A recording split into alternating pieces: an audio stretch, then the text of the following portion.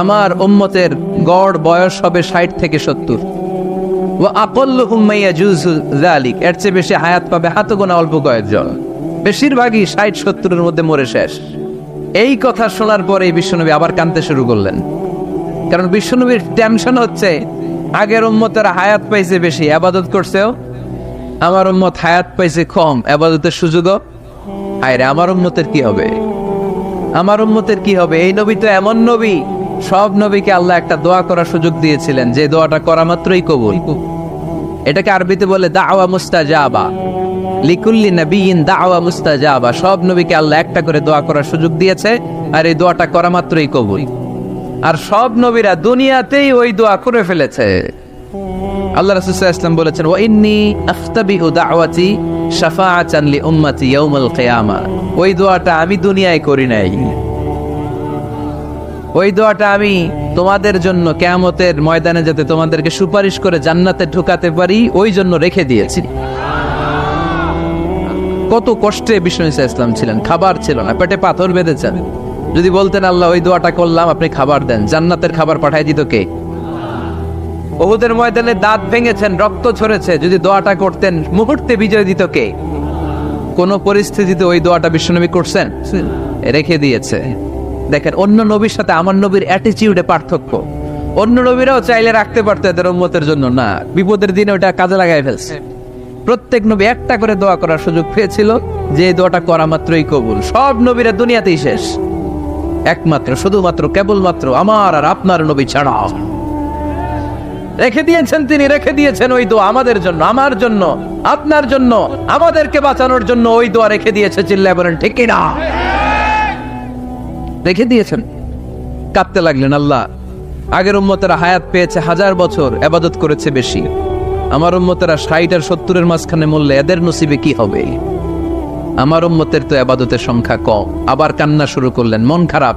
আল্লাহ দেখে, নবীর যে মন খারাপ আল্লাহ দেখে। আল্লাহ নাজিল করলেন, ইন্না আনজালনাহু ফি লাইলাতিল কদরি ওয়া মা আদরাকা মা লাইলাতুল কদর লাইলাতুল কদরি খায়রুম মিন আলফি শাহর। সুবহানাল্লাহ পড়েন। আল্লাহ বলে, নবী আপনি কাঁদবেন না, আপনার চোখের পানি আমার সহ্য হয় না। অন্যান্য নবীর উম্মতদেরকে হায়াত দিয়েছি বেশি, কদরের রাত দেই নাই।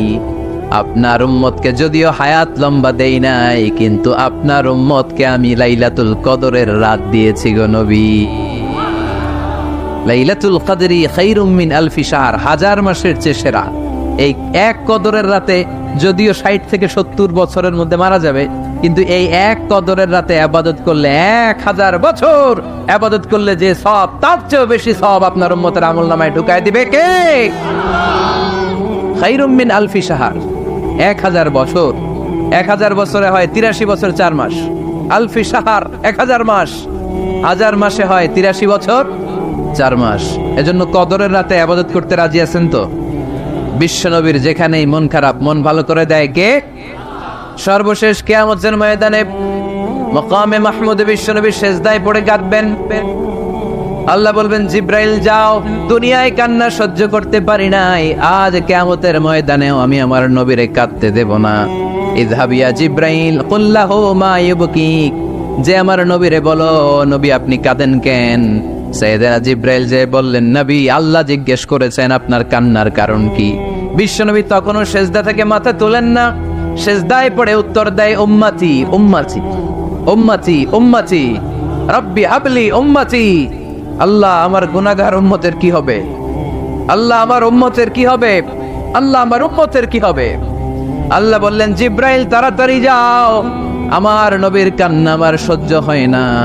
আমার নবীর কানে কানে যে বলো, ইন্না সানুরদিকা ফি উম্মাতিক, দুনিয়াতে যেমনি আপনি পেরেশান অবস্থায়, মন খারাপ অবস্থায় আমি আপনার মন ভালো করে দিয়েছি, আজকে আপনার উম্মতের ব্যাপারও এমন একটা ঘোষণা আসবে, ওই ঘোষণা পেয়ে আপনি আজও খুশি হয়ে যাবেন গো নবী, আজও খুশি হয়ে যাবেন। ইরফা রাসাক, নবী আপনি মাথা তোলেন, মাথা তোলেন, আর সেজদায় পড়ে থাকবেন না। ইরফা রাসাক, মাথা তোলেন।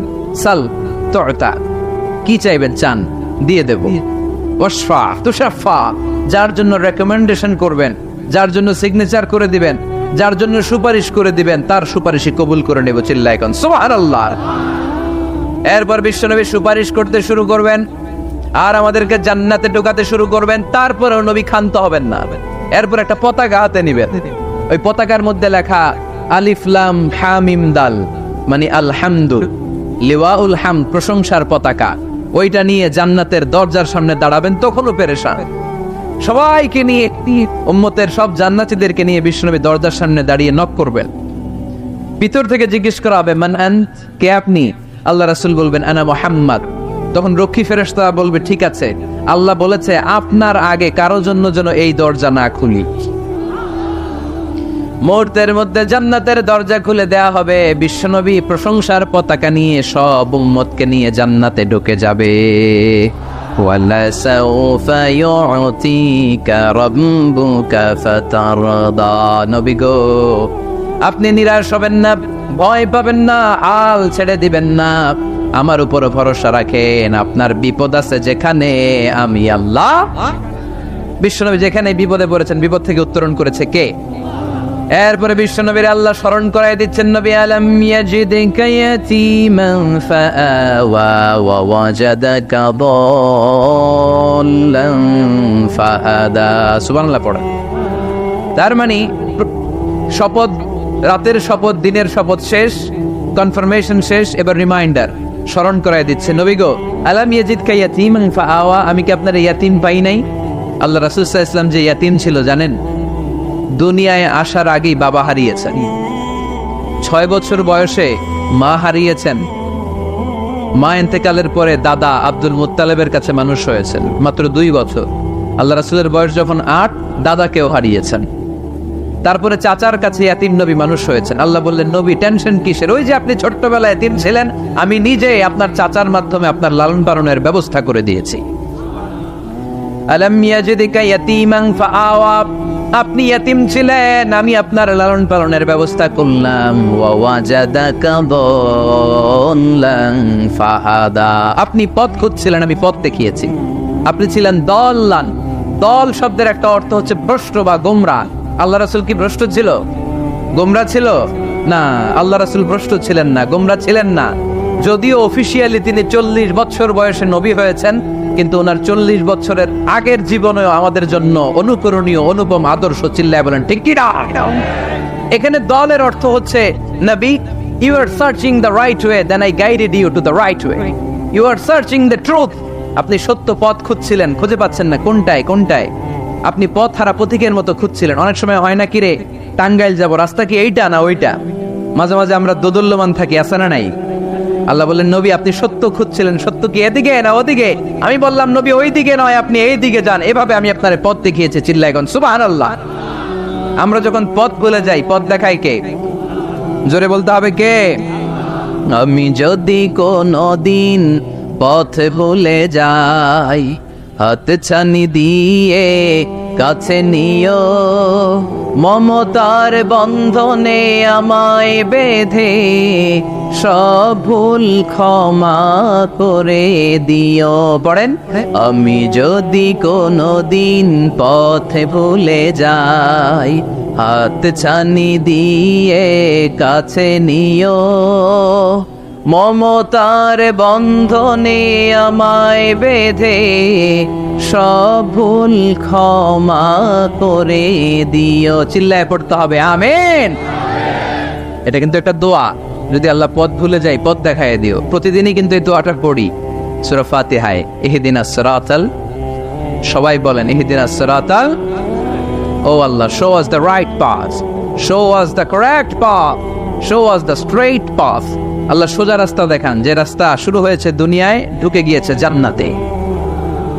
ও ওয়াজাদাকা দাল্লান, আপনি পথ খুঁজছিলেন, আমি আপনার পথ দেখিয়েছি। ওয়া ওয়াজাদাকা আইলান ফাআগনা, আপনি ছিলেন নিঃস্ব, আমি আপনাকে ধনাঢ্য বানিয়েছি। তাফসিরে এসেছে ফাআগনা বিখাদিজা, আমি খাদিজার সাথে বিয়ে পড়াইয়া দিয়ে আপনারে ধনী বানাইয়া দিচ্ছি। আল্লাহ রাসূল সাল্লাল্লাহু আলাইহি ওয়াসাল্লাম খাদিজা রাদিয়াল্লাহু তাআলা আনহার ব্যবসায় কাজ করতেন। আল্লাহ রাসূল সাল্লাল্লাহু আলাইহি ওয়াসাল্লামের আমানতদারিতায় মুগ্ধ হয়ে আম্মাজান খাদিজা বিয়ের প্রস্তাব পাঠালেন।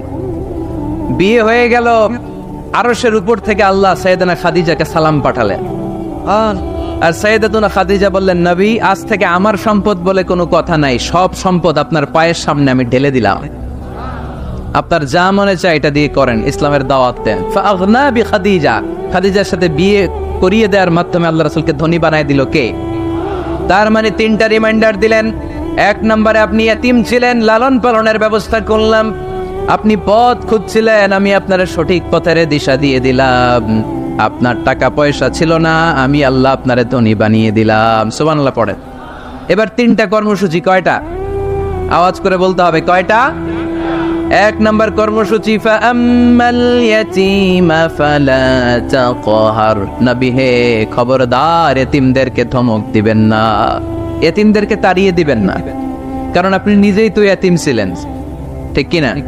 এজন্য রাসূল সাল্লাল্লাহু আলাইহি ওয়াসাল্লাম এতিমের দরদ বুঝতে বেশি, সব সময় এতিমদেরকে আদর করত। আর যারা এতিমদেরকে আদর করে তাদেরকে আল্লাহ রাসূল পছন্দ করতেন বেশি। পড়েন সুবহানাল্লাহ। আপনারা ইয়েতিমদেরকে লালন পালন করেন, কয়েকজন ইয়েতিমের দায়িত্ব নিয়েছেন, বা ইয়েতিমখানায় সম্পদ দান করেন, সাদাকা করেন, এরকম কে কে আছেন দেখি? মাশাআল্লাহ, আল্লাহ তুমি কবুল করো। হাত নামান। ইয়েতিমদেরকে দান করবেন, তাদের ওখানে সাদাকা করবেন। আল্লাহ রাসূল বলেছেন, আনা ওয়া কাফিলুল ইয়াতীমি কাহাতাইন। খেয়াল করেন আমার আঙ্গুলের দিকে, আনা ওয়া কাফিলুল ইয়াতীমি কাহাতাইন। আমি আর ইয়েতিমের রক্ষণাবেক্ষণকারী কিয়ামতের দিন প্রতিবেশীর মতো পাশাপাশি থাকবো। এক সাহাবী এসে বললেন, ইয়া রাসূলুল্লাহ, আমার হৃদয়টা বড্ড শক্ত, হৃদয় নরম হয় না, চোখ দিয়ে পানি নামে না, কি করব? ইশতাকি কসওয়াতাল কলব। আল্লাহ রাসূল বললেন, হৃদয় নরম করতে চাও? ইরহামিল ইয়াতীম, এতিমের উপর রহম করো। ওয়ামসাহ রাসা, এতিমের মাথায় হাত বুলিয়ে দাও। ওয়া আত'ইমহু মিন তাআমিক, তুমি যা খাও সেখান থেকে এতিমের সাথেও খাবার শেয়ার করো। তালিনু কলবুক, তোমার হৃদয়টারে নরম করে দিবে কে? এজন্য যাদের চোখ দিয়ে পানি আসে না, হৃদয় বড্ড শক্ত, কবে যে লাস্ট কাঁদছিলেন ভুলে গেছেন? এরকম আছে না নাই? শেষ কবে যে কাঁদছিলাম মনে নাই, চোখ দিয়ে পানি নামে না, হৃদয় শক্ত। এতিমের মাথায় একটু হাত বুলায় দিয়েন, এতিমখানায় একটু সম্পদ পাঠিয়ে দিয়েন, ওদের সাথে বসে একটু খাবার দাবার খাইয়েন, আপনার হৃদয়টারে নরম করে দিবে কে? এই বাংলার জমিনে অনেক লোক আছে এতিমের সম্পদ খেয়ে মেরে দেয়, আছে না নাই? আল্লাযীনা ইয়াকুলুনা আমওয়ালাল ইয়াতামা যুলমান ইন্নামা ইয়াকুলুনা ফী বুতুনিহিম নারা ওয়া সায়াসলাউনা সাঈরা। আল্লাহ বললেন, খবরদার, এতিমের সম্পদ মেরে দিও না। যারা এতিমের সম্পদ অন্যায়ভাবে ভক্ষণ করেছো, তার সম্পদ খাও নাই, পেটে আগুন ঢুকিয়েছো, কিয়ামতের দিন ওই আগুনের মধ্যেই থাকবা, ঠিক কি না? ভাই মারা গেছে, ভাতিজার দায়িত্ব পাইছে, সব সম্পদ মাইরা খেয়ে দিস, আছে না নাই? খবরদার, সম্পদ খান নাই আপনি, আগুন খাইছেন, আগুন ঢুকিয়েছেন পেটে, আর ওই আগুনের মধ্যে আপনার বাসস্থান জাহান্নামে নির্ধারণ করে দিবে কে? এজন্য বিশ্বনবীর প্রথম কর্মসূচি দিলেন আল্লাহ। নবী, যেহেতু আপনি এতিম ছিলেন, তাই ফাআম্মাল ইয়াতীমা ফালা তাকহার, নবী এতিমদেরকে আপনি ধমক দিবেন না, তাড়িয়ে দিবেন না। 2 নম্বর কর্মসূচি, ওয়া আম্মাস সাইলা ফালা তানহার। নবী গো, যারা ভিক্ষা করতে আসে, ভিক্ষুককে কখনো নবী তাড়িয়ে দিয়েন না, ভিক্ষুককে তাড়াবেন না, ধমক দিবেন না। অনেকে ধমক দেয়, আছে না নাই? আপনি বড় সাহেব, বড় বাড়ির মালিক, একজন আসছে ভিক্ষা করতে, আপনি তাড়ায় দিচ্ছেন, ওরেও বড় সাহেব বানাইতে পারতো কে? ও যেখানে দাঁড়িয়ে ভিক্ষা করে ওই জায়গায় আপনারা ভিক্ষুক বানাতে পারতো কে? আপনি গাড়িতে চড়ে বেড়ান, রাস্তায় জ্যামের মধ্যে যখন প্রাইভেট কারগুলো আটকে যায়, পথ শিশুরা ছোট্ট ভাঙ্গা থালা নিয়ে গ্লাসের সামনে এসে গ্লাসে নক করে, বলে, স্যার 2 দিন ধরে কিছু খাই নাই, 5টা টাকা দেন, বলে না? আহা, গ্লাসও নামায় না অনেকে, ধমক দেয়। খবরদার, ধমক দিয়েন না। ওরে প্রাইভেট কারে বসাইতে পারতো কে? ভাঙ্গা থালা দিয়ে আপনারে ফুটপাতে নামায় দিতে পারতো কে? এই যে বিশ্বনবীরে সাবধান করলেন, বিশ্বনবীকে বলার মাধ্যমে গোটা উম্মার জন্য আল্লাহ শিক্ষা রেখে দিয়ে বললেন, ফাআম্মাল ইয়াতীমা ফালা তাকহার ওয়া আম্মাস সাইলা ফালা তানহার। ও নবী, খবরদার, ইয়াতিমদের সাথে কখনো কর্কশ আচরণ করবেন না, যারা ভিক্ষা করতে আসে, যারা ফরিয়াদি, তাদেরকে ধমক দিয়ে তাড়িয়ে দিবেন না। ওয়া আম্মা বিনি'মাতি রাব্বিকা ফাহাদ্দিস, সুখে দুঃখে সব সময় আল্লাহর নেয়ামতের বর্ণনা শুরু করে দেন। আলহামদুলিল্লাহ পড়েন। ওয়া আম্মা বিনি'মাতি রাব্বিকা ফাহাদ্দিস, যে নেয়ামত পেয়েছেন এটা বর্ণনা করেন। আমরা নেয়ামতের শুকরিয়াও করব, বর্ণনাও করব। ইন্নাল্লাহা ইউহিব্বু আইয়ারা আসারা নি'মাতিহি আলা আবদি, আল্লাহ তাআলা যে নেয়ামত বান্দাকে দিয়েছে ওই নেয়ামতের বহিঃপ্রকাশ ওই বান্দার গায়ে শরীরে কাজে দেখতে চায়। আলহামদুলিল্লাহ পড়েন। এজন্য যারা টাঙ্গাইলের ধনী আছেন সিরা পরা কাপড় পরবেন না। আপনি ধনী, আপনি সুন্দর জামা পরবেন আর বলবেন আলহামদুলিল্লাহ আল্লাহ দিয়েছে আমাকে। আল্লাহ পাঁচতলা বাড়ির মালিক বানাইছে, মাথাটা নিচু করে শুকরিয়া করুন, আলহামদুলিল্লাহ আল্লাহ দিছে এই বাড়ি আমারে। আপনি 10 বিঘা জমির মালিক, আপনি বলতে পারবেন অসুবিধা নেই আল্লাহ দিছে আমার আলহামদুলিল্লাহ, কারণ আল্লাহই বলেছে ওয়া আম্মা বিনি'মাতি রাব্বিকা ফাহাদ্দিস ফাহাদ্দিস ফাহাদ্দিস, বর্ণনা করো আল্লাহ কি নিয়ামত দিয়েছে বর্ণনা করো। এটার বহিঃপ্রকাশ যেন তোমার মধ্যে থাকে। কিপটামি করার সুযোগ ইসলামে নেই। দান করার সময় ভারসাম্যপূর্ণ দান। তাহলে প্রথম কর্মসূচি, ইয়াতিমদেরকে তাড়িয়ে দেয়া যাবে না, ভিক্ষুকদেরকে ধমক দেয়া যাবে না, আর বিপদে আপদে সবসময় প্রশংসা করব কার? সূরাতুদ দুহার এই হচ্ছে শিক্ষা যে মুমিন কখনো হাল ছাড়ে না। আমার নবীরে বিপদে আপদে যে আল্লাহ সাহায্য করছে ওই আল্লাহ তো নাই না? ওই আল্লাহর শক্তি, ক্ষমতা, মর্যাদা, সার্বভৌমত্ব আগের মতো আছে না নেই? এজন্য বিষ্ণু ঈসা ইসলামকে বিপদে যিনি সাহায্য করেছে, আমাদেরকেও বিপদে বললে সাহায্য করবে কে? এজন্য সূরাতুদ দুহার কেন্দ্রীয় আলোচ্য বিষয়। আর আমাদের জন্য শিক্ষা হচ্ছে মুমিন কখনো হাল ছাড়ে না, মুমিন কখনো হতাশ হয় না। টাঙ্গাইলের যুবক ছেলেরা আওয়াজ করে উত্তর বলো, মুমিন কখনো হতাশ হতে পারে? হাল ছাড়তে পারে? ভরসা হারাতে পারে? মুমিন ভরসা রাখে একজনের উপর, চিল্লায় বলো তিনি কে? আমরা বিপদে আপদে আল্লাহর উপর ভরসা রাখবো। যখন বিপদ আসে আমরা ধৈর্য ধারণ করব। ধৈর্য ধারণের সওয়াব আছে না নাই? কারণ মুমিন জানে রাত্রি যত গভীর হয় অন্ধকার তমানিসা ভেদ করে সুবহে সাদেক হয়।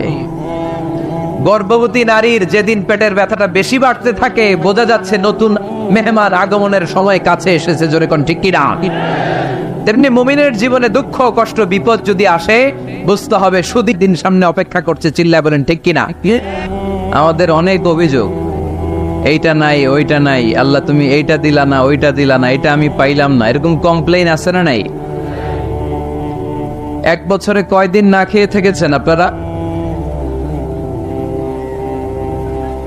সারা বছরে অসুস্থ ছিলেন কয়দিন? সারা বছরই সুস্থ ছিলাম, ঠিক কিনা? পুরো বছরই আমাদেরকে রিজিক দিয়ে ধন্য করেছে কে? এত সুখে থাকার পরেও ভূতে গিলায়, ঠিক কিনা?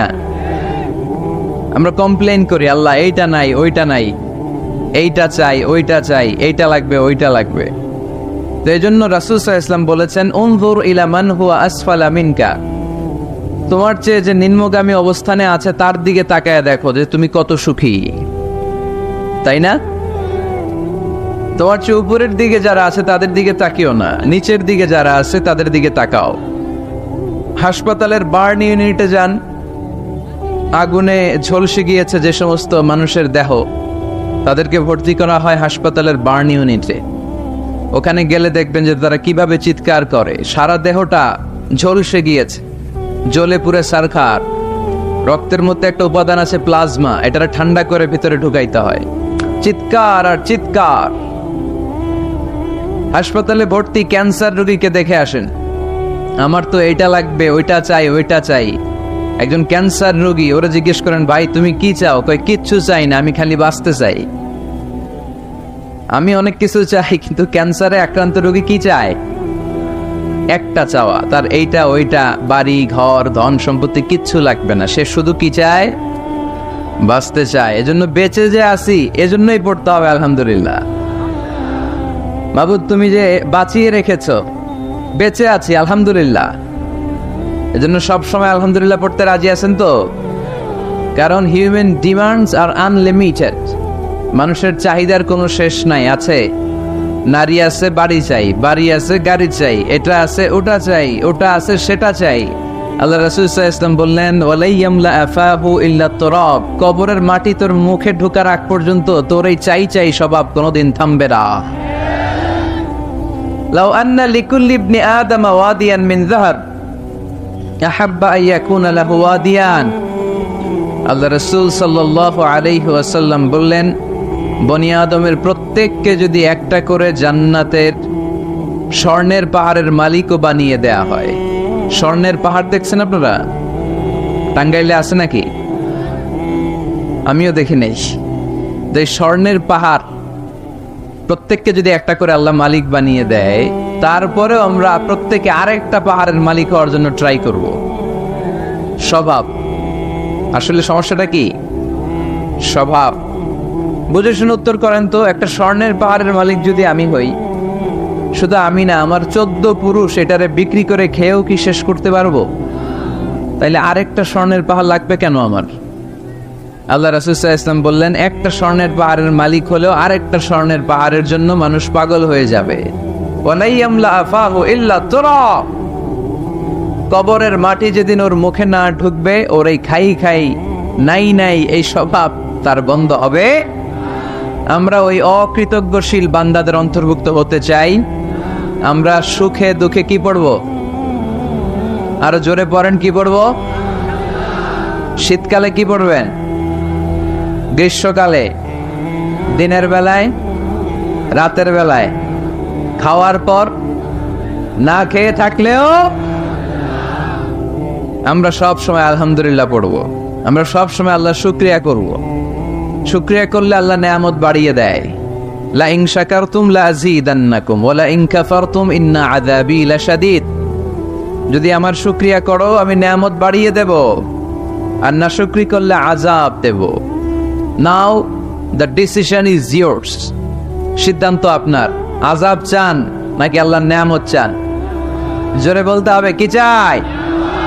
আমরা আল্লাহর নেয়ামত চাই। এজন্য আমরা কমপ্লেন করব না যে আল্লাহ এইটা দাও নাই, ওইটা দাও নাই, এইটা পাই নাই, ওইটা পাই নাই। ও তো ভালো আছে, আমি ভালো নাই কেন? ওর চাকরি হয়, আমার হইল না কেন? ও বিসিএস এ টিকে, আমি ফেল মারলাম কেন? ওর ব্যবসায় হিট লালে লাল, আমার খালি লস কেন? কিচ্ছু দিলা না আল্লাহ তুমি আমারে। বলবেন এগুলা সবসময়? কি বলবো? আরো জোরে কি বলবো? মনে থাকবে টাঙ্গাইলের ভাইরা, this is my first and foremost message today for you. আজকের দিনের প্রথম মেসেজ হচ্ছে আমরা সব সময় আলহামদুলিল্লাহ পড়ব। রাজি আছে? আল্লাহ তুমি কবুল করো। রানিয়াদ এলাকাবাসীর উদ্যোগে 3 দিন ব্যাপী দ্বিতীয় বার্ষিক তাফসীরুল কোরআনের প্রোগ্রাম। স্থান হচ্ছে রানিয়াদ কারির বাস স্ট্যান্ড, শাইলবাইত। এটা কি গ্রাম? শাইলবাইত। রানিয়াদ হচ্ছে গ্রাম। টেংরি গোরস্থানের দক্ষিণে। টেংরি গোরস্থানটা কোন দিকে? আহা, এরাও একটা সময় ছিল এরকম ওয়াজ শুনতে আসতো, তাই না? আজকে নাই, সব শেষ। আমাদের এই শক্তিও থাকবে না। রং ধরা যৌবন জং ধরে শেষ। মরিচিকার পেছনে ছুটছি আমরা পাগলের মতো। ব্যস্ত সবাই, সবাই ব্যস্ত, সুপার বিজি। কেন বিজি নিজেও জানে না। এজন্য এই ব্যস্ততা থামিয়ে আমরা যেন একটু থমকে দাঁড়াই। আমরা যেন ভাবি কেন এই দুনিয়ায় আসলাম। পাগলের মতো এই মরিচিকার দিকে, এই ধোকার দিকে যেন আমরা ছুটে না বেড়াই। মাঝে মাঝে কবরস্থানে যাবেন। আল্লাহ রাসূল সাল্লাল্লাহু আলাইহি ওয়াসাল্লাম বলেছেন, নাহাইতুকুম আন জিয়ারাতিল কবুর আলআনা ফাজুরুহা ফাইন্নাহা তুযাক্কিরুল আখিরাহ। একটা সময় ছিল যখন আমি তোমাদেরকে কবর জিয়ারত করতে নিষেধ করতাম, বলেছেন মুহাম্মদ সাল্লাল্লাহু আলাইহি ওয়াসাল্লাম। কিন্তু এখন নিষেধাজ্ঞা আমি প্রত্যাহার করে নিলাম। আল্লাহ রাসূল বললেন, এখন আর সমস্যা নাই, এখন যাও। কবরস্থানে যাবে, যে কবরবাসীদের সালাম দিবে, মাইয়িতদের জন্য দোয়া করবে। কি লাভ? ফাইন্নাহা তুযাক্কিরুল আখিরাহ। কবরে গেলে আখিরাত স্মরণ হয়। স্মরণ হয় না? আপনার আব্বার কবরে যদি যে দাঁড়ান, আপনার মনে পড়বে, আয় রে, ওই তো 7 বছর আগে আব্বাকে এখানে কাফনের কাপড় দিয়ে পেঁচিয়ে রেখে গেছিলাম। সময়ের ব্যবধানে, কালের আবর্তনে আমার ছেলেটাও তো আমার এখানে রেখে যাবে। কথা বলেন। It's a reminder, it's a live reminder for every human being in the world. এটা আমাদের জন্য একটা জ্বলন্ত প্রমাণ, জ্বলন্ত রিমাইন্ডার। ওয়াযাক্কির ফাইন্না যিকরা তানফাউল মুমিনিন। আল্লাহ রাসূল সাল্লাল্লাহু আলাইহি ওয়াসাল্লামকে আল্লাহ বলেছেন, নবী, মুমিনদেরকে আপনি রিমাইন্ডার দেন, কারণ রিমাইন্ডার মুমিনদের অনেক কাজে দেয়। এই মাহফিলগুলো একটা রিমাইন্ডার, ঠিক কিনা? এরকম ময়দানে, খেতে ফসলের ক্ষেতে শীতকালে তাফসির প্রোগ্রামের এই ইতিহাস, এই ট্র্যাডিশন, এই ঐতিহ্য আমার মাতৃভূমি বাংলাদেশ ছাড়া পৃথিবীর কোথাও নাই। সব জায়গায় আছে তাজকিরা, কনফারেন্স, সেমিনার, কংগ্রেস, কিন্তু আমরাই মসজিদের আঙিনায় ফসল খেতে এই কোরআনের মজলিসে আসি। এই একদিনের মাহফিলে আমাদের হেদায়েত নসিব হয়ে যাবে এরকম কোনো গ্যারান্টি আমাদের হাতে নাই। ওমা আলাইনা ইল্লাল বালাগ, আমাদের দায়িত্ব পৌঁছে দেওয়া। আমি এসেছি পৌঁছে দিতে, মানবেন কি মানবেন না দ্য ডিসিশন ইজ ইয়োর্স, সিদ্ধান্ত আপনার। এজন্য সিদ্ধান্ত নিতে হবে শক্ত করে। একটা শক্ত সিদ্ধান্ত আপনারা জান্নাতি বানাতে পারে, আর আপনার একটা দুর্বল সিদ্ধান্ত আপনারা জাহান্নামের লাকড়ি বানাতে পারে। এজন্য সিদ্ধান্ত নেন, কি করবেন? ডান দিকে যাবেন না বাম দিকে? কোন দিকে যাব আমরা? আল্লাহ তুমি তৌফিক দান করো। আজকে তৃতীয় দিন, সমাপনী দিন। আজকের প্রোগ্রামের সভাপতি ডক্টর আব্দুল মালিক, অধ্যাপক, এশিয়ান ইউনিভার্সিটি, ঢাকা, উনি আসছে আলহামদুলিল্লাহ। প্রধান অতিথি আলহাজ মোহাম্মদ সারোয়ার আলম খান আবু, চেয়ারম্যান উপজেলা পরিষদ মধুপুর। চেয়ারম্যান সাহেব আসছে, অসুস্থ। আল্লাহ আপনাদের এলাকার চেয়ারম্যান ভাইকে সুস্থ করে দেখ, আমরা পড়ে আমিন। বিশেষ অতিথি ডাক্তার মীর ফরহাদুল আলম মনি আছেন আলহামদুলিল্লাহ, মাশাআল্লাহ। মনি ভাই ঠিক আছে, বসেন। তো আজকের প্রোগ্রামে এসে আপনারা খুশি না বেজার? আপনারা সবাই ভালো আছেন তো? সবাই ভালো? আমিও ভালো আছি আলহামদুলিল্লাহ। আমরা খুব লম্বা চূড়া কথা বলবো না, সামনে আমাদের আসরের সালাত, তার আগ পর্যন্ত আমরা যতটুকু পারি কিছু রিমাইন্ডার শেয়ার করি। তো এই আলোচনার মাঝখানে বিশৃঙ্খলা করবেন কারা কারা, তাদেরকে আগেই একটু দেখে নিতে চাই, হাত তোলেন। কেউ বিশৃঙ্খলা করবেন না, মাশাআল্লাহ, অনেক ভালো মানুষ আপনারা। আলোচনার মাঝখানে ওঠা বসা করবেন কারা কারা, দেখি। আচ্ছা, মাশাআল্লাহ। এখন ঠিক যেভাবে আছেন, আমার আলোচনা শেষ হবার আগ পর্যন্ত ঠিক এইভাবে থাকা যাবে? সবাই ইনশাআল্লাহ বলে নাই? আওয়াজ করে পড়তে হবে ইনশাআল্লাহ। আল্লাহ তুমি কবুল করো। আলোচনার মুখ্য উদ্দেশ্য হওয়া উচিত যে আমরা কিছু শিখে যেতে এসেছি, তাই না? জীবনটা যেন পরিবর্তন হয়। মাহফিল তো এখন ঘরে বসেও শোনা যায়। ইউটিউব আছে না নাই? এই যে মিডিয়াম্যান, এরা পৌঁছে দিবে আমাদের কথা ইউটিউবে। অনেকে আছে এখানে ধাক্কাধাক্কি করে প্যান্ডেলে আইসা শুনবে না ওয়াজ, এরা ঘরে বসে বসে এয়ারকন ছেড়ে দিয়ে কফির কাপে চুমুক দিবে আর ওয়াজ শুনবে, তাই না? এখন এটা সহজ হয়ে গেছে। এই ইউটিউবটারও জন্য আমরা ভালো কাজে লাগাই। এটাও এমন এক চিজ, এখানে ভালো কিছু লেখলে ওরা ভালো জিনিস এনে দেয়, আবার খারাপ জিনিস এনে দিলে খারাপ জিনিস এনে দেয়। আপনি যদি লেখেন মিজানুর রহমান আজহারি, চলে আসবে তার ওয়াজ। আবার যদি লেখে দেন ক্যাটরিনা কাইফ,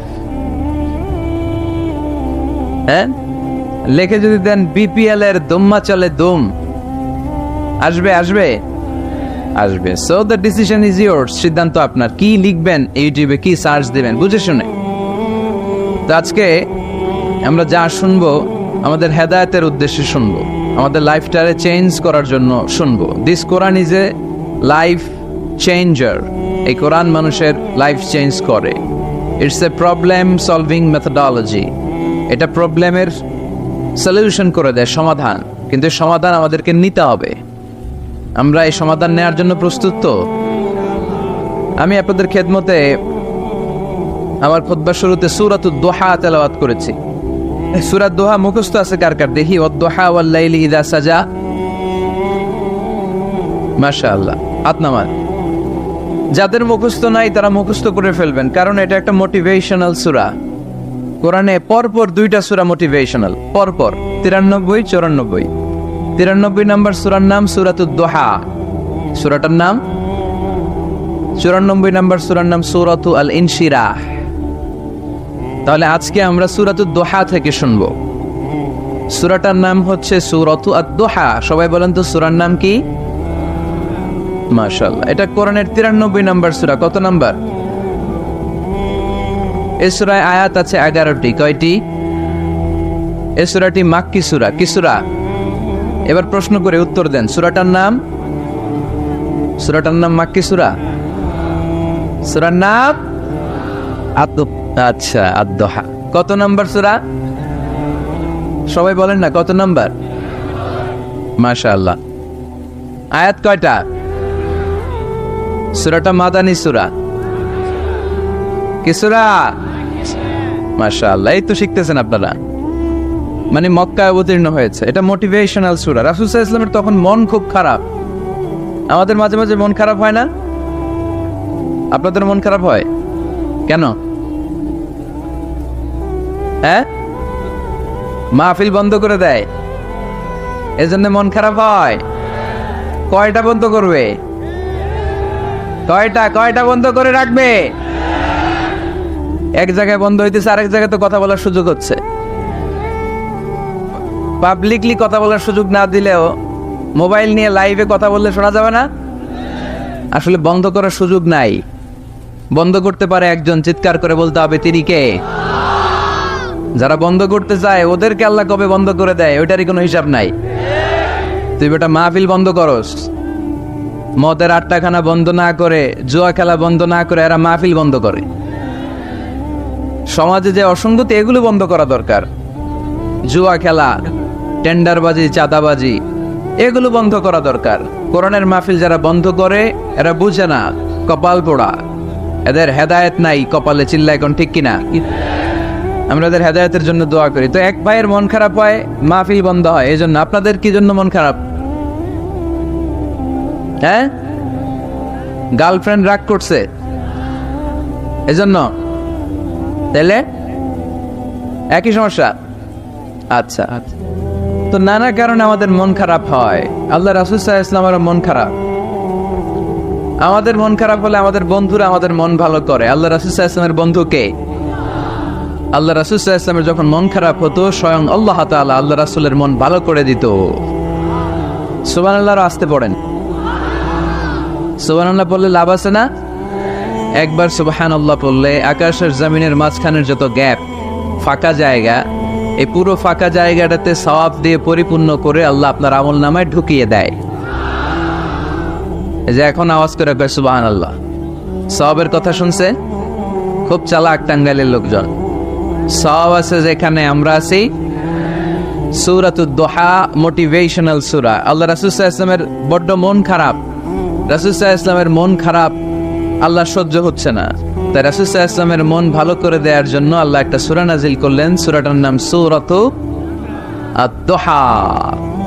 এই সূরার কেন্দ্রীয় আলোচ্য বিষয় হচ্ছে মুমিন কখনো হতাশ হয় না, মুমিন কখনো নিরাশ হয় না, মুমিন কখনো হাল ছেড়ে দেয় না। মুমিন সব সময় ভরসা রাখে একজনের উপর, তিনি কে? আমরা কখনো হতাশ হই না, ঠিক কিনা? আমরা কখনো নিরাশ হই না, ঠিক কিনা?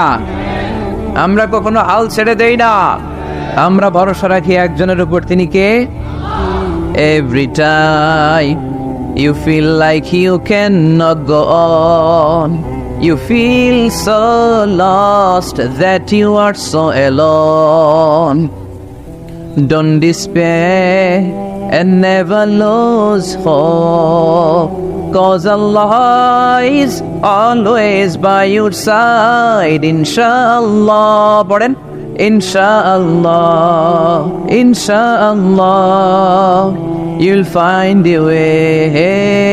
Inshallah, Inshallah, Inshallah, you'll find a way. সুবহানাল্লাহ পড়েন। আমাদেরকে রাস্তা দেখায় কে? এজন্য আমরা হাল ছেড়ে দেই না, আমরা নিরাশ হই না, আমরা হতাশ হই না, আমরা ভরসা রাখি একজনের উপর, তিনি কে? হ্যাঁ, এটা ঠিক, মাঝে মাঝে আমাদের জীবনে বিপদ আসে, পরীক্ষা আসে, মুসিবত আসে, এগুলো আসে আমাদেরকে শক্ত করার জন্য, ঠিক কিনা? আমাদের কোমরকে সোজা করার জন্য, আমাদের পায়ের নিচের মাটিকে শক্ত করার জন্য। প্রতিকূল পরিবেশে কি করে বীর দর্পে দাঁড়িয়ে থাকতে হয়, নিজের অস্তিত্বের প্রমাণ দিতে হয়, সেটা শিক্ষা দেবার জন্য।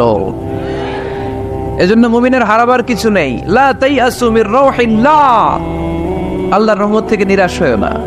ইন্নাহু লা ইয়াইয়াসু মির রাউহিল্লাহি ইল্লাল কওমুল কাফিরুন, কাফের ছাড়া, মুশরিক ছাড়া, নাস্তিক ছাড়া, মুনাফিক ছাড়া কেউ কখনো আল্লাহর রহমত থেকে নিরাশ হয় না। আমরা সবসময় আল্লাহর রহমতের ভিখারি, আমরা সব সময় আল্লাহর রহমতের প্রত্যাশী, আমরা সব পরিস্থিতিতে ভরসা রাখি একজনের উপর, তিনি কে? তাহলে এটা হচ্ছে সেন্ট্রাল থিম, যে আমরা হতাশ হব না। Never lose hope, never be frustrated, never be upset. কখনো মন খারাপ করা যাবে না, আমরা আল্লাহর উপর ভরসা রাখি। এটা হচ্ছে কেন্দ্রীয় আলোচ্য বিষয়। এই সূরাটা নাজিলের একটা ব্যাকগ্রাউন্ড আছে। যেহেতু এটা মাক্কি সূরা, যাই নাজিল হয় রাসূল সাল্লাল্লাহু আলাইহি ওয়াসাল্লাম কি গোপন করে রাখতেন? বা যা নাজিল হয়েছে তার অর্ধেক শোনাইতেন, বাকিটা শোনাইতেন না? এরকম ইয়া আইয়ুহার রাসূল বাল্লিগ মা উনজিলা ইলাইক, হে নবী, হে রাসূল, যাই নাজিল হয় আপনি ছড়িয়ে দেন। রাসূল সাল্লাল্লাহু আলাইহি ওয়াসাল্লাম ছড়ায় দিতেন।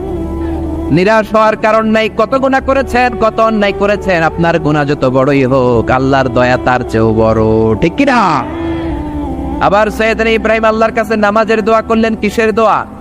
রব্বি জাআলনি মুকিমাস সালাতি ওয়া মিন যুররিয়াতি রব্বানা ওয়া তাকাব্বাল দুআ। ও আল্লাহ, আপনি আমার নামাজ কায়েমকারী বানিয়ে দেন, আমার ছেলেটার নামাজ কায়েমকারী বানিয়ে দেন, আমার দোয়াটা আপনি কবুল করে নেন। পড়েন আমিন। হে নামাজি আমার ঘরে নামাজ পড়ো আজ, দিলে মে তোমার চরণ তলে হৃদয় যায় নামাজ। হে নামাজি আমার ঘরে নামাজ পড়ো আজ, দিলে মে তোমার চরণ তলে হৃদয় যায় নামাজ। পড়েন আল্লাহু আকবার। কেমন বাবা, কেমন ছেলে? ছেলেও নবী, বাবাও নবী। ছেলের নাম ইসমাইল, বাবার নাম ইব্রাহিম। নামগুলো কেমন লাগে? ভালো লাগে? ছেলে মেয়েদের নাম রাখবেন তো এগুলা? ইসমাইল রাখতে রাজি আছেন? ইব্রাহিম রাখতে রাজি আছেন? কেমন বাবা, কেমন ছেলে? বাবা ছেলের জন্য দোয়া করলেন, ও আল্লাহ আমার ছেলের নামাজ কায়েমকারী বানিয়ে দেন। আবার এমন বাবা, এমন ছেলে, দুই বাবা মিলে কাবা ঘর নির্মাণ করেছেন, ঠিক কিনা? বাবা মেইন রাজমিস্ত্রি, ছেলে হচ্ছে যোগালী, পাথর এনে দেয়, ইট এনে দেয়। সাইয়েদনা ইব্রাহিম কাবাঘর বানাতে বানাতে আর হাত দিয়ে নাগাল পায় না। আল্লাহর ডেকে বললেন, আল্লাহ আর তো নাগাল পাই না। আল্লাহ বললেন, টেনশন নাই, চিন্তা নাই, জান্নাত থেকে অটোমেটিক একটা পাথর এনে দিলাম, পাথরটার নাম মাকাম ইব্রাহিম। এই পাথরের উপর দাঁড়াও, যত উঁচুতে উঠতে মনে চায় পাথর অটোমেটিক উপরের দিকে উঠে যাবে। সাইয়েদনা ইব্রাহিম বানাতে শুরু করলেন। আবার এই দুই নবীকে আল্লাহ ধমক দিয়ে বললেন, তাহরা বাইতি লিত-তাইফিন ওয়াল আকিফিন। ও ইসমাইল, ও ইব্রাহিম, আমার ইবাদতকারী বান্দাদের জন্য, আমার হাজী সাহেবানদের জন্য, উমরাকারীদের জন্য বাপ বেটা মিলে ঝাড়ু নিয়ে কাবা ঘরকে ঝাড়ু দিতে শুরু করে দাও। সুবহানাল্লাহ। মসজিদেরি ঝাড়ু বারদার ও কামারে হাত শোনো আমারে মুনাজাত, শোনো শোনো ইয়া ইলাহি আমারে মুনাজাত, শোনো আমারে মুনাজাত। পড়েন আমিন।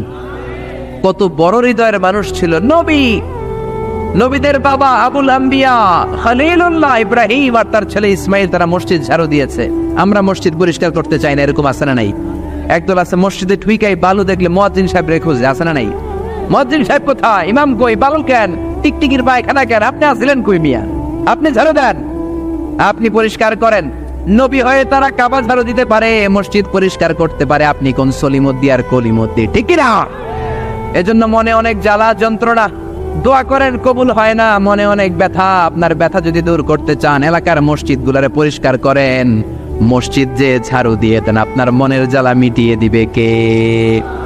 আবার সাইয়েদনা ইউনূস আলাইহিস সালাম দোয়া করলেন, লা ইলাহা ইল্লা আনতা সুবহানাকা ইন্নী কুনতু মিনাল যালিমিন। বিপদে পড়েছেন, পড়ে এই দোয়া করেছেন। যত বিপদে পড়েন এই দোয়া পড়বেন। রাস্তায় অ্যাক্সিডেন্ট, এই দোয়া পড়েন। পেটে ব্যথা, এই দোয়া পড়েন। জেলের শিকার হয়েছেন, জুলুমের শিকার, এই দোয়া পড়েন। আমাদের বাংলাদেশে ঠেড়া পড়লে এই দোয়া পড়ে, ঠিক কিনা? তুফান হইলে, থান্ডার, বজ্রপাত হলে, দাদি নানিদের কাছে শুনছি এটা পড়ে। এটা শুধু তুফান হইলে পড়বেন না, এটা সব সময় পড়বেন, ঠিক কিনা? এটা বিপদে পড়ার দোয়া। 1971 সালে পাকিস্তানি মিলিটারি বাহিনী আমাদের বাংলাদেশিদের উপর অনেক অত্যাচার করত। তারা জানতে চাইতো আমরা মুসলিম কিনা, মুসলিম হলে তারা ছেড়ে দিত, হিন্দু হলে আক্রমণ করতো, আছে না নাই? তারা দেখলেই জিজ্ঞেস করতো, সালে তুম মুসলিম আর হিন্দু, তুই মুসলমান না হিন্দু? অনেক মুসলমানও তখন বাঁচার জন্য কালেমা শিখে নিস। এক বাঙালি মুসলমানরা এক পাকিস্তানি মিলিটারি বাহিনী 71 সালে ধরছে, বেটা বল মুসলিম আর হিন্দু, তুই মুসলমান নাকি হিন্দু? বাঙালি কয় হাম মুসলিম, আমি মুসলিম। পাকিস্তানি বাহিনী বলে সালে কালিমা বাতাও, তাহলে কালিমা বল। বাঙালি কয় লা ইলাহা ইল্লা আনতা সুবহানাকা ইন্নী কুনতু মিনাজ জালিমিন। পাকিস্তানি কয় সালে ये तो मुसीबत का कलिमा है। বাঙালি কয় হাম তো भी मुसीबत में है। পাকিস্তানি বলে বেটা এটা তো মুসিবতের কালিমা। বাঙালি কয় আমিও তো কম মুসিবতে নাই। পিস্তল ধরে তুমি আমার কালিমা জিজ্ঞেস করো কোনটা বলতে যায় কোনটা বলি, আমার তো হুঁশ নাই, ঠিক কিনা? এজন্য বিপদে পড়লে এই দোয়া পড়ার দরকার আছে না নেই? আবার জাকারিয়া আলাইহিস সালামের ছেলে নাই, উনি ছেলের জন্য দোয়া করলেন কার কাছে? রাব্বি লা তাযারুনি ফারদাও ওয়া আনতা খায়রুল ওয়ারিসিন। ও আল্লাহ, আপনি আমারে আটকুরা বানাবেন না, নিঃসন্তান বানাবেন না, সন্তান দিয়ে আমার কলিজাটা ঠান্ডা করে দেন। যাদের সন্তান নাই আল্লাহর কাছে বেশি বেশি করে চান, মনের জ্বালা দূর করে দিতে পারে কে? কেউ যেটা পারে না সেটা পারে কে? নাকি মাজারে যে খাসি মানত করবেন, মুরগি, মোমবাতি, লাল শালু, মশারি? সর্বনাশ, অনেক মাজারে মশারি দেওয়া। তো তোমার পীর সাহেবের কি মশাই কামড়ায়?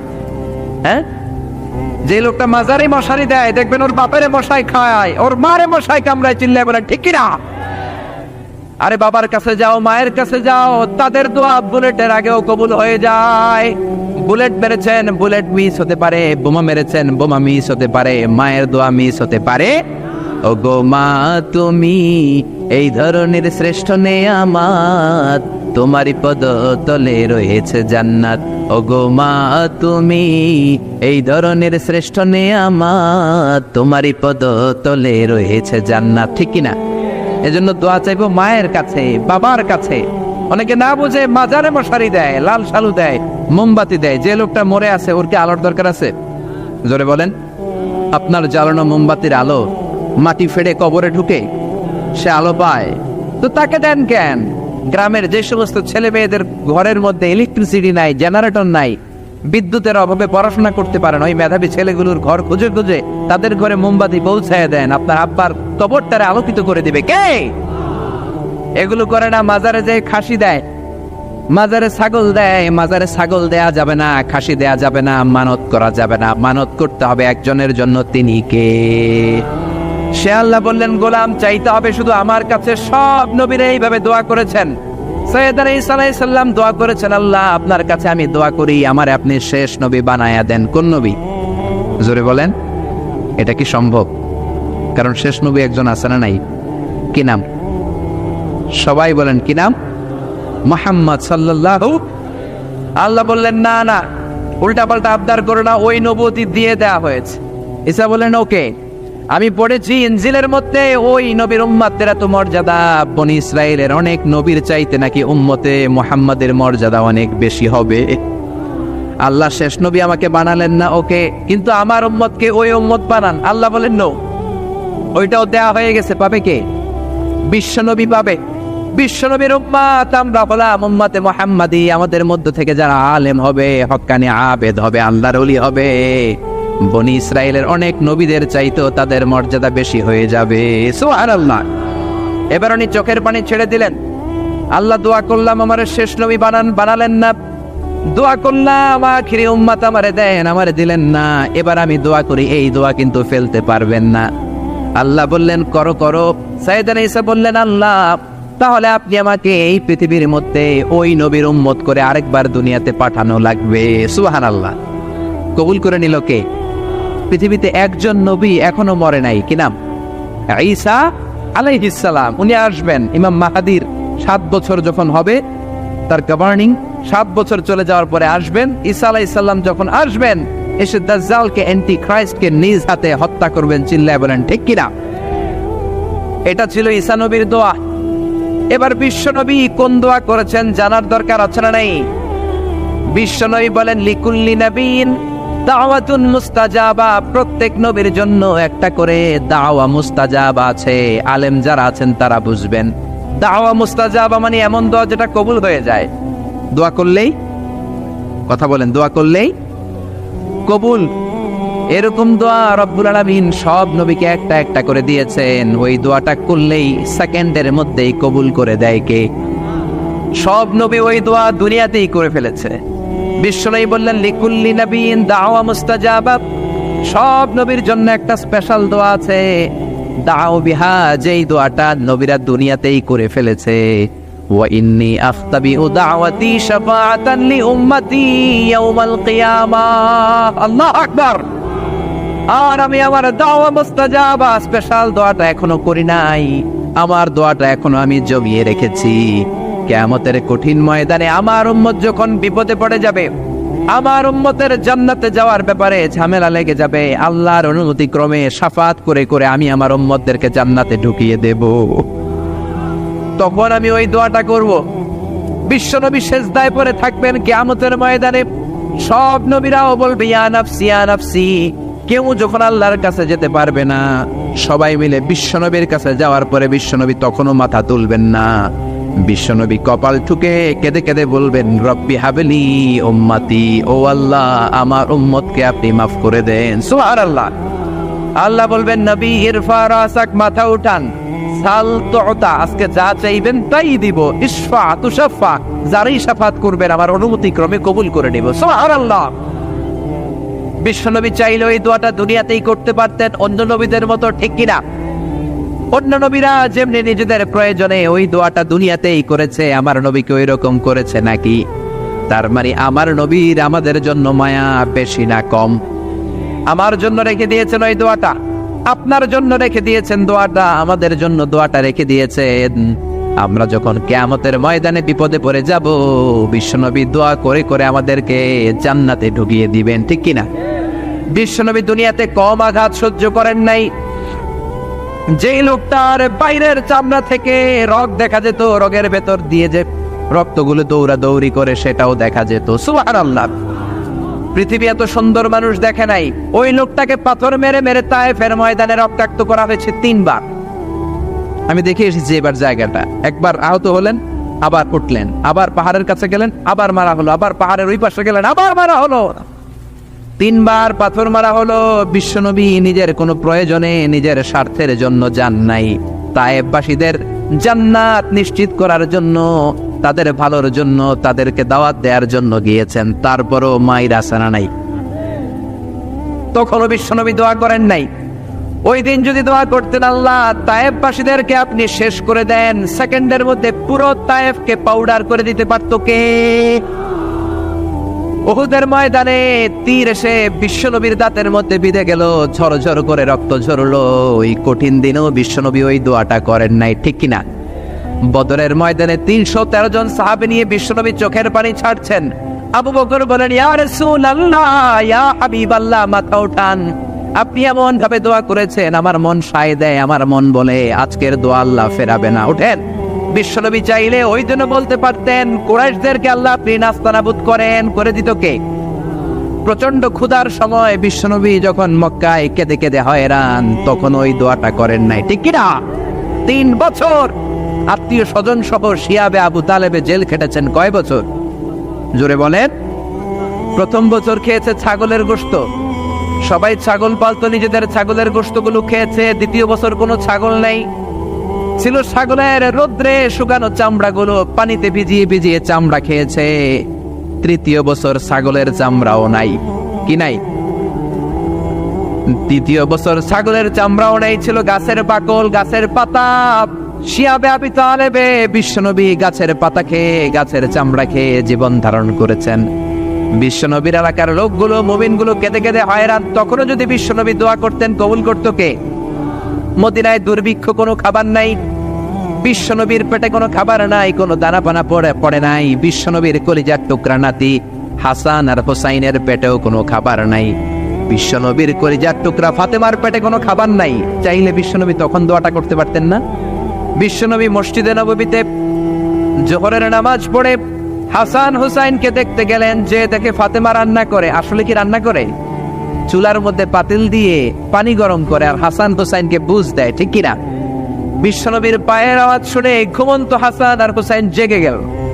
দৌড়ে এসে নানাজিকে ঝাপটে ধরে ডেকে বলে, নানাজি, গতকাল কেন দেখতে আসলেন না? আজকে দুপুর হয়ে গেল, বিকেল হয়ে যাচ্ছে, এখন বুঝি আপনি দেখতে আসার সময় হলো? বিশ্বনবী বললেন, হাসান হুসাইন, এই তো এইমাত্র জোহরের নামাজ পড়ে আসলাম, তোমাদের খোঁজ খবর নিতে এসেছি। হাসান আর হুসাইন বলল, কি খোঁজ খবর নিবেন? খোঁজ খবর নেওয়ার আগে একটা বিচার করে দেন। বিচার? আপনি তো আহকামুল হাকিমিন, সবচাইতে বড় বিচারকের সবচাইতে বড় নবী, ইনসাফওয়ালা নবী। আপনার কাছে বিচার দিয়ে কেউ কোনোদিন বিচারে ঠকে নাই, ঠিক কিনা? আপনি একটা বিচার করেন। বিশ্বনবী বললেন, কিসের বিচার? হাসান বলে, নানাজি, আপনার মেয়ের নামের বিচার, ফাতেমার নামের বিচার। বিশ্বনবী বললেন, ও হাসান, আমার মেয়ে ফাতেমার আবার কি বিচার? কি অপরাধ আমার ফাতেমার? হাসান হুসাইন চোখের পানি ছেড়ে দিয়ে ডেকে বলে, নানাজি, আপনার মেয়ে আমাদেরকে খাবার দেয় না কেন? খাবার দেয় না কেন বিচার দিলাম। গতকাল সারাদিন বলেছে রাত্রিবেলা খাবার দিবে, রাতে খাবার দেয় নাই। আমাদেরকে বলেছে তোমরা ঘুমিয়ে যাও, আমি রান্না করি, সকালে দিব। ঘুমায় গেলাম, সকালবেলায় খাবার চাইলাম, আপনার মেয়ে ফাতেমা তখন আমাদেরকে খাবার দেয় না। দাদা, আমরা ছোট্ট দুইটা মানুষ খোদার জ্বালায় বেহুশ হয়ে যাই, আর সহ্য করতে পারি না, আপনার মেয়ে খাবার দেয় না। দুপুর হয়ে গেল, দুইজনে কান্নাকাটি করি, আপনার মেয়ে এখন পর্যন্ত আমাদেরকে খাবার দেয় নাই। আমরা দুজন তো আর সহ্য করতে পারি না, কেন আপনার মেয়ে আমাদের সাথে এমন করে? আপনার কাছে বিচার দিলাম, আপনি বিচার করেন। বিশ্বনবী আর কি বিচার করবেন? দাদা করে বিশ্বনবী চোখের পানিগুলো ছাড়েন, হুসাইনকে জড়িয়ে ধরলেন, হাসান রে জড়িয়ে ধরলেন, ডেকে বললেন, হাসান রে, কাছে আয়। বিশ্বনবী শাম দেশের জুব্বা পরতেন, শাম দেশের জুব্বাটা উপরের দিকে উঠালেন, হাসান রে দেখালেন, এই তো দেখ, তোর নানার পেটের মধ্যে 3টা পাথর বাঁধা। একদিন না খেয়ে থাকার কারণে তোদের পেটে এত জ্বালা, এত কষ্ট। আমি বিশ্বনবীর পেটে গত 3 দিন যাবত কোনো দানা পানি পড়ে নাই। আমি বিশ্বনবী তো না খেয়ে আছি রে হাসান, আমি তো 3 দিন না খেয়ে আছি, আমার পেটেও তো কিচ্ছু নাই। নানাও কাঁদলেন, নাতিও কাঁদলেন, পুরো পৃথিবীও কাঁদলো, ঠিক না? ওই কঠিন ক্ষুধার দিন, ওই কঠিন দুর্ভিক্ষের দিন বিশ্বনবী যদি তার স্পেশাল দোয়াটা করতেন, জান্নাত থেকে জিব্রাইলকে দিয়ে খাবারের বস্তা পাঠিয়ে দিত কে? ওই দিন বিশ্বনবী দোয়াটা করে নাই। আমার জন্য, আপনার জন্য, আমাদের জন্য দোয়াটা এখনো আসরাডাই। হাজার ব্যথা বেদনার পরে ফিরে আসনি তুমি আপন ঘরে, দিনের আলো তুমি ছড়িয়ে দিতে চলে গেলে মদিনায় মক্কা ছেড়ে। হে রাসূল, তোমাকে ভুলি আমি কেমন করে? হে রাসূল, তোমাকে ভুলি আমি কেমন করে? খে না খে দিন প্রচারের কাজে নিজেকে দিয়েছ বিলিয়ে, তাই ফের কাফিরেরা চিনল না সে আলো, দুষ্ট ছেলেদের পিছু দিল লেলিয়ে। পাথরের আঘাতে ক্ষত বিক্ষত হয়ে সারা শরীর থেকে রক্ত ঝরে। হে রাসূল, তোমাকে ভুলি আমি কেমন করে? হে রাসূল, তোমাকে ভুলি আমি কেমন করে? পড়েন আল্লাহু আকবার। কি দিল দরিয়া নবী ছিল, নিজের বিপদের কথা ভুলে গিয়ে, নাতির বিপদের কথা ভুলে গিয়ে, ফ্যামিলির কথা ভুলে গিয়ে উম্মতের জন্য কেঁদেছে, ঠিক কিনা? গোটা বিশ্বের জন্য শিক্ষা এনেছে, সভ্যতা এনেছে, আমাদেরকে ভদ্রতা শিখিয়েছে। আর ওই নবীরে গালি দেয় এরকম কিছু ব্লগার বাংলার জমিনে আছে না নাই? তারা মানুষ নাকি শয়তান? এগুলো পিতৃ পরিচয়হীন জারদ সন্তান, জোরে বলেন ঠিক কিনা? 2 জায়গায় কেউ যদি আমাদেরকে ইনসাল্ট করে আমরা সহ্য করতে পারি না। এক হচ্ছে কোরআন, কোরআনকে নিয়ে গালি দিলে আমাদের কলিজায় আগুন আসে না নাই? বিশ্বনবীরে গালি দিলে কলিজায় আগুন ধরে যায়। যদি না ধরে যায় তুমি মুমিন নও, তুমি মুনাফিক, চিল্লায় কোন ঠিক কিনা? বিশ্বনবীর গালি দিলে কলিজা আগুন লাগে, কলিজা আগুন লাগে মুসলমান। কার কার লাগে তো হাত উঁচু করে আল্লাহর দেখা। লিল্লাহে তাকবীর, লিল্লাহে তাকবীর, লিল্লাহে তাকবীর। আল্লাহ আমাদের হাতগুলোকে কবুল করে নাকি আমরা পড়ি আমিন। আর জোরে পড়ে না আমিন। এজন্য বিশ্বনবীর সুন্নাহ আমাদের আসল সম্বল। বিশ্বনবী যে শিক্ষা আমাদের কাছে রেখে গিয়েছেন সেটাই সম্বল, ঠিক কিনা?